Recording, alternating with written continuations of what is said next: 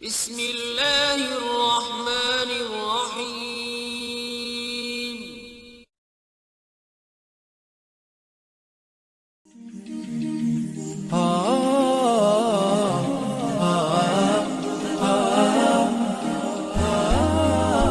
Bismillahirrohmanirrohim. Assalamualaikum warahmatullahi wabarakatuh. Solawat dan salam selalu dan tetap tercurahkan kepada junjungan kita Nabi besar Muhammad Shallallahu Alaihi Wasallam. Harapan dan doa saya, semoga saudaraku semuanya selalu diberikan kesehatan, dilapangkan rezekinya, diampuni dosa-dosanya dan dipanjangkan umurnya. Amin, ya Rabbal Alamin. Perang Badar yang baru saja selesai. Kaum Quraisy bertekad membalas kekalahan mereka. Kedengkian dan nafsu untuk balas dendam terus berkobar di dada kaum Quraisy.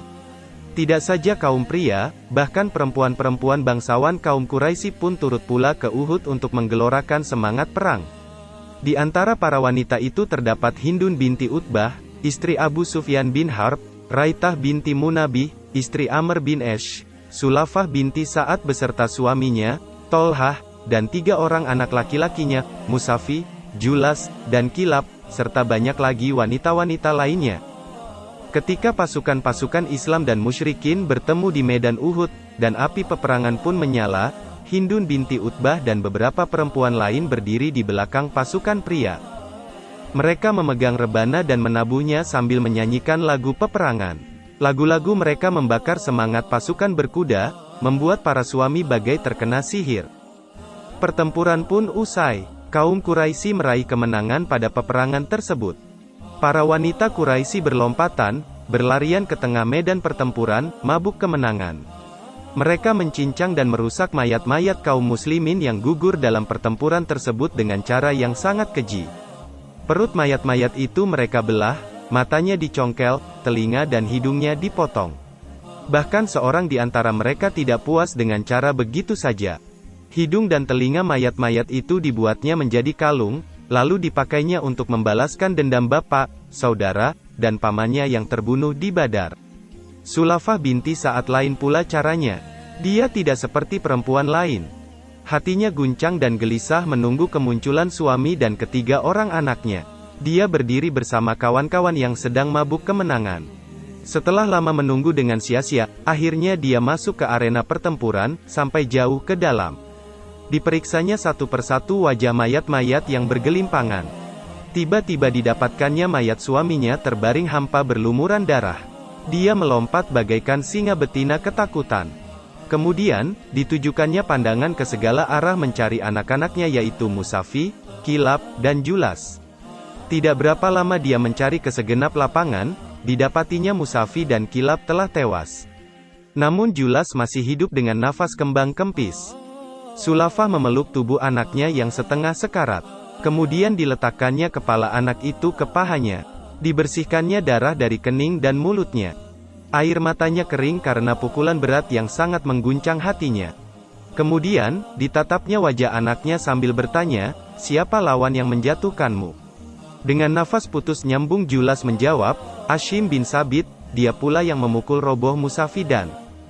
Belum habis dia berbicara, nafasnya sudah putus. Sulafah binti Sa'ad bagaikan orang gila. Dia menangis dan meraung sekencang-kencangnya. Dia bersumpah tidak akan makan dan menghapus air mata, kecuali bila orang Quraisy membalaskan dendamnya terhadap Hashim bin Sabit, dan memberikan batok kepala Hashim kepadanya untuk dijadikan mangkok tempat minum khamar. Dia juga berjanji akan memberikan hadiah dan uang yang banyak bagi orang yang dapat menyerahkan Hashim bin Sabit kepadanya, hidup atau mati. Janji Sulafah itu tersiar cepat ke seluruh Quraisy. Setiap pemuda Makkah berharap mereka dapat memenangkan lomba itu, dan membawa Hashim kepada Sulafah untuk memperoleh hadiah besar yang dijanjikannya. Seusai perang Uhud, kaum muslimin kembali ke Madinah. Mereka membicarakan pertempuran yang baru dialami. Sama-sama memperlihatkan rasa sedih atas pahlawan-pahlawan yang syahid, memuji keberanian orang-orang yang terluka, dan sebagainya. Mereka pun tidak ketinggalan menyebut nama Hashim bin Sabit yang dikatakan sebagai pahlawan gagah tak terkalahkan. Mereka kagum bagaimana Hashim mampu merobohkan 3 bersaudara sekaligus. Seorang di antaranya berkata, Itu soal yang tidak perlu diherankan.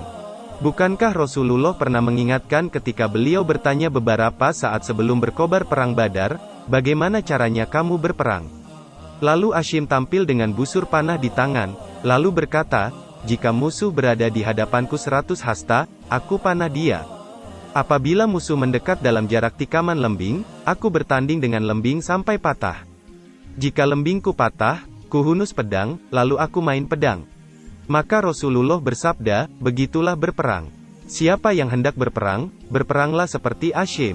Tidak berapa lama setelah perang Uhud, Rasulullah memilih 6 orang sahabat untuk melaksanakan suatu tugas penting, dan beliau mengangkat Hashim bin Thabit sebagai pemimpin. Orang-orang terpilih ini berangkat melaksanakan tugas yang dibebankan oleh Rasulullah kepada mereka. Di tengah jalan, tidak jauh dari Mekah, sekelompok kaum Huzail melihat kedatangan mereka. Kelompok itu segera mengepung mereka dengan ketat. Hashim dan kawan-kawan dengan sigap menyambar pedang masing-masing, dan siap siaga menghadapi segala kemungkinan. Kata orang-orang Huzail, kalian tidak akan berdaya melawan kami. Demi Allah, kami tidak akan berlaku jahat terhadap kalian jika kalian menyerah. Kalian boleh mempercayai sumpah kami dengan nama Allah. Para sahabat Rasulullah berpandangan satu sama lain seolah-olah bermusyawarah, sikap apa yang harus diambil. Hashim menoleh kepada kawan-kawan sesambil berkata, aku tidak dapat memegang janji orang-orang musyrik itu. Kemudian diingatnya sumpah Sulafah untuk menangkapnya. Hashim kemudian menghunus pedangnya sambil berdoa, wahai Allah, aku memelihara agamamu dan bertempur karenanya. Maka lindungilah daging dan tulangku, jangan biarkan seorang musuh pun menjamah. Hashim dan rekan-rekannya menyerang orang-orang Huzail. Mereka bertiga bertempur mati-matian, sehingga akhirnya roboh dan gugur satu persatu. Adapun kawan Hashim 3 lagi menyerah sebagai tawanan. Mereka dikhianati oleh kaum Huzail yang tidak memenuhi janji. Pada mulanya kaum Huzail tidak mengetahui bahwa salah seorang di antara korban mereka adalah Hashim bin Thabit. Namun setelah tahu bahwa salah satunya adalah Hashim, mereka pun girang bukan kepalang, karena membayangkan hadiah besar yang akan diperoleh. Hanya beberapa saat setelah kematian Hashim bin Thabit dan kawan-kawan, kaum Quraisy telah mencium beritanya.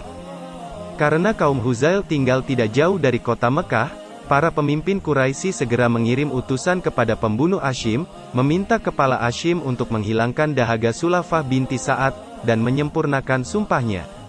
Para pemimpin Quraisy membekali para utusan itu dengan uang yang memadai, dan menyuruh mereka menyerahkan seluruh uang itu kepada kaum Huzail demi untuk mendapatkan kepala Hashim. Kaum Huzail pergi mencari mayat Hashim untuk memisahkan kepalanya dari jasad. Tetapi alangkah ajaib, tiba-tiba mereka dikejutkan oleh sarang lebah dan gerombolan serangga yang menyerang dari segala arah.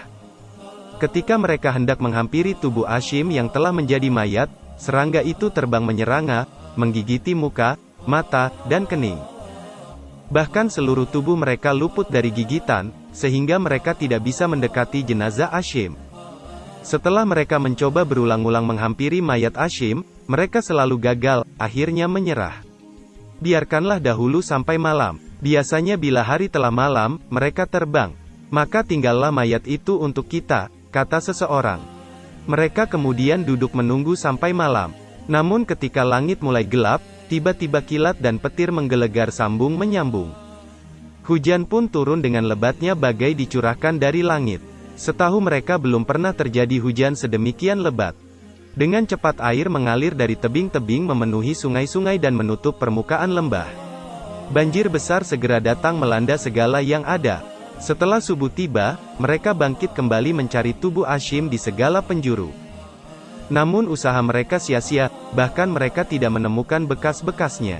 Rupanya banjir telah menghanyutkan mayat Hashim tanpa diketahui kemana perginya.